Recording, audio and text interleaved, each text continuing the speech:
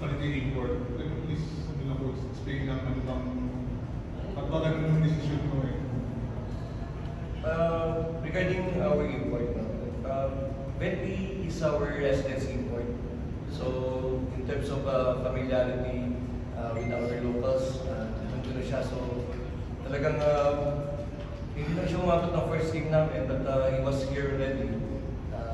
He has some personal commitments lang na we have yung backup import namin si Taylor Jans, which we all know na he played well.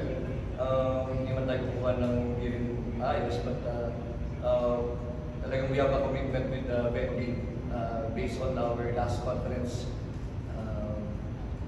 He made us enter into the quarterfinals.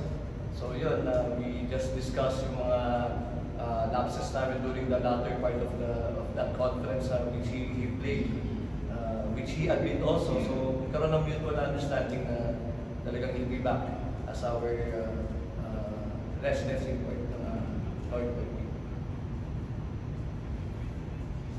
So also parang with Taylor talagang may usapan. So awareness Taylor na big will be back sometime.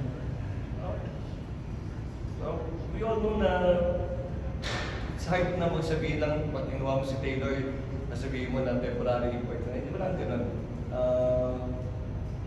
Talagang it's all about commitment ng Bentley na